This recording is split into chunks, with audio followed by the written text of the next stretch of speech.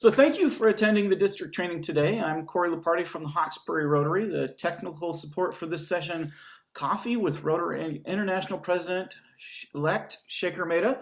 And now I'd like to introduce your session leaders, District Governor-elect Lorna Curtis and past District Governor Joan Firkins, both from Oak Bay Rotary. Welcome everybody, and thank you for joining this session today. There is an entire world of Rotary out there, and today we are pleased and honored to welcome our incoming Rotary International President, Shehkar Mehta. Let me share with you some details about this amazing leader. Imagine being only the fourth person from India in 115 years to be nominated as the President of Rotary International.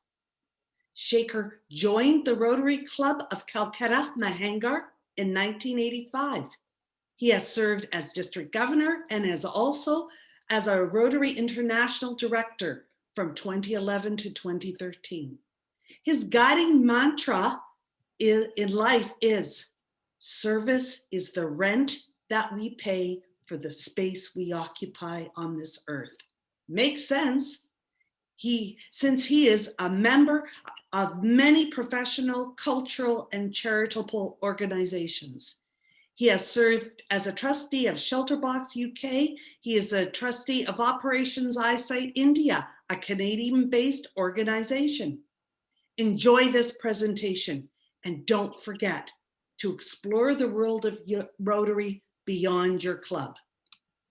Welcome, Shehkar. Hello, everyone. A very good morning to each of you at very late evening from India. It's absolutely a delight to be with so many of you, nearly 300 of you. Absolutely a pleasure. So I would have been happy meeting each and every one of you, but you know the advantage of this lockdown and the pandemic? This is the 5th meeting that I'm having, and in just one day, I have come across more than 2,000 Rotarians. 2,000 Rotarians, and not one of them is from India. So I was in Japan the first thing in the morning, 401 there. Just before this, I was in Ohio. Thereafter, I was in some part somewhere near Mississippi, and we had 800 people. Before that, there were 400 people. Now I see 300 of you. It's great to connect with each and every one of you. Thank you, Joan, for inviting me. Joan and I know each other for now quite some time, having worked on Rotary Family Health Days together. And Lorna, it's good to see you. We will have a great time working together in the forthcoming year. So I was thinking, what is it that I would like to speak to you about? How about talking about the theme itself? Serve to change lives. You know, when I joined Rotary, I was just 25 years old. Service was the last thing on my mind. And now I'm asking the entire world to serve to change lives. That's what Rotary does to you. I joined Rotary to make friends. Little did I know what service meant. I'd never seen the other side of the world. Life was cushy for me, so to say, air conditioned. Everything was comfortable in my life. And then I joined Rotary to make friends. And I made so many friends. But also I started understanding what it means to share with others, care for others, think of others even before I think of myself. And all of this happened because of Rotary. Soon after I joined Rotary, my club asked me to come to different projects. I went to these projects and I started seeing a different world altogether. 50 kilometers from my home, I visited villages where people did not have toilets in their homes. Hundreds of homes, no toilets. This was 35 years back. They bathed in the pond, and that's where they took their drinking water from, and there were no filters at their homes. The only School their children went to was under the shade of a tree. If it rained, there were no classes. The black charcoal painted wall was the only blackboard those children had seen. And I realized this was a different world altogether. This world, I realized, was divided into two parts: haves and have-nots. And it is Rotarians, we as Rotarians are fortunate that we can change the lives of those who have a little less than those who have too much. So I started getting involved with programs and projects. As I moved forward in the journey of Rotary, I started realizing that there was more need. There was more demand for service than there was supply. And we needed to do more things and larger and bigger projects. As time passed, I got involved in programs that were at the state level, then at the national level, and then at the international level. And little did I know when service became a way of life for me. The more I served, more I started thinking of serving more people. So much so that about 15 years back, Rashi, my wife, and I took a decision that the rest of our lives we will spend trying to do good in this world, helping others and trying to change their lives. We are fortunate in life that we have everything that we need, or even for luxury, but there are people whose needs are also not being met. And we feel we are blessed that we get this opportunity. Rotary provides this opportunity to one and all. Of course, the opportunity for these opportunities is dependent on where you are living. For where you are living, there may not be so many needs of people around you. Where I live, there is huge need. This is a country of ebony and ivory. Next to skyscrapers are hutments. If we are doing great work in the space, we are still lagging in basic facilities in some parts of India. Similar is the case with South Asia, the rest of the countries, or in Africa, or maybe other parts of the world also.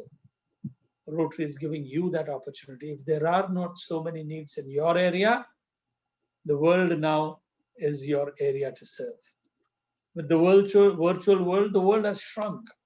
As I said, in just one day, I've come across 2,000 Rotarians and different parts of the world, from Japan to UK, to Europe, to US, to Canada, all in one day's time, not to mention the Indian Rotarians.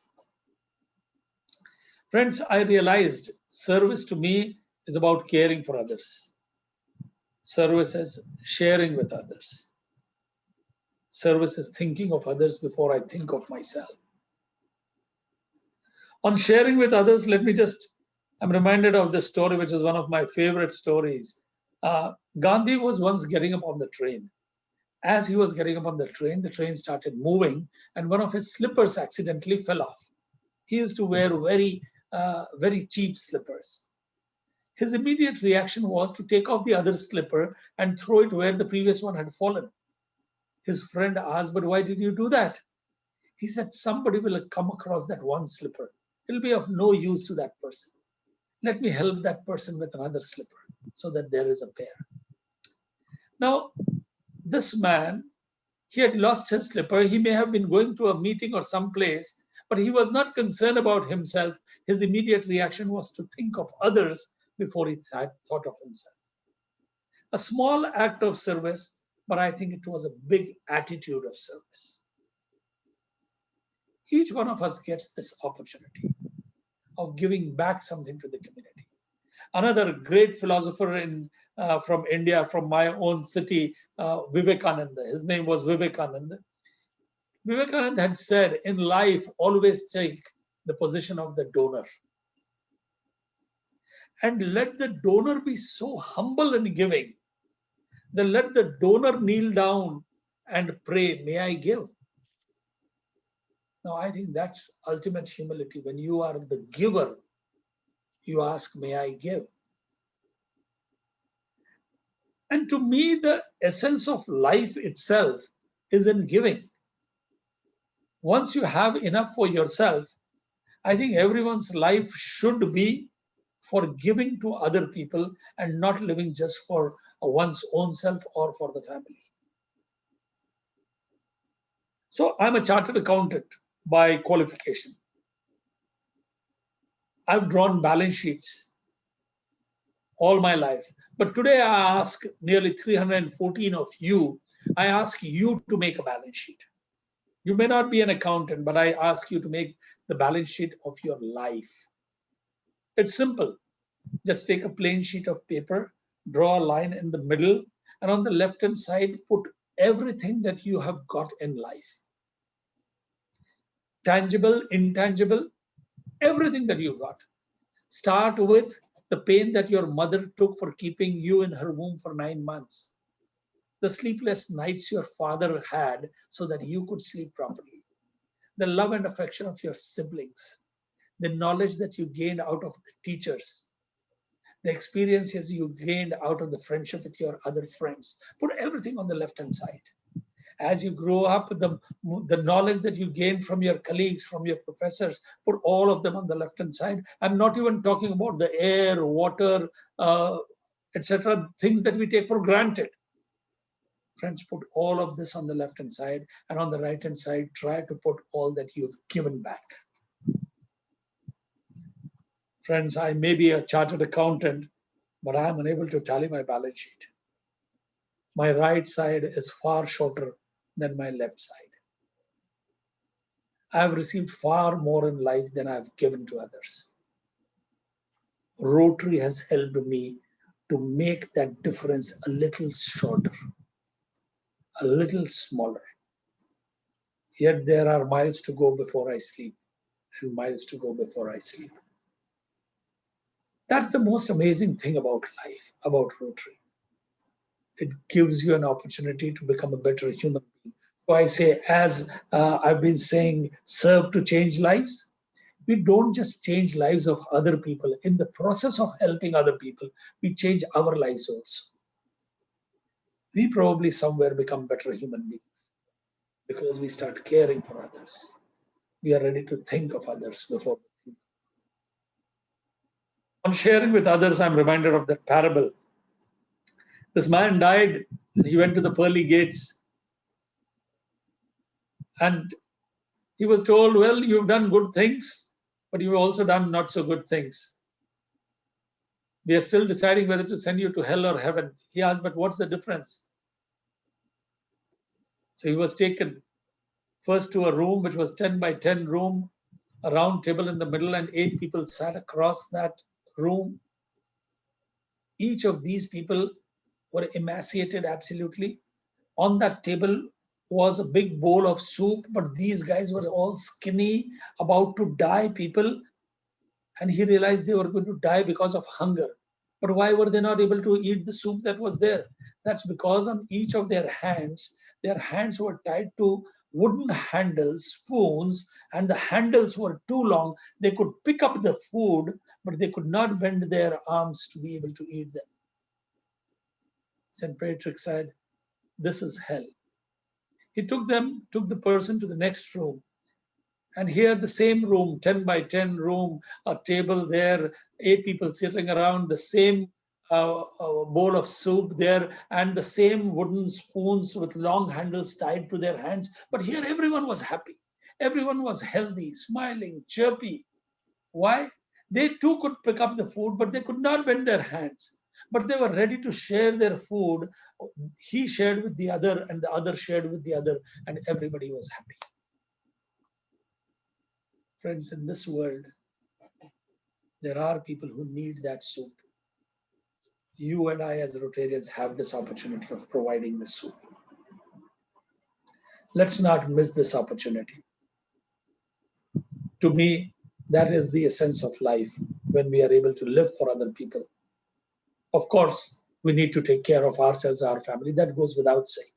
But beyond that, to me, it's a life lived for others is a life well lived. And that is why I had said, serve to change lives. Let me end with what I had spoken at the International Assembly when I presented my theme. I had said, the biggest gift we are given is the power to touch a life, to change, to make a difference in the circle of life. If we can reach out with our hand, heart, and soul, the magic will begin to happen as the wheel begins to roll. Let's turn the wheel together so all humanity thrives. We have the power and the magic to serve, to change lives. Thank you.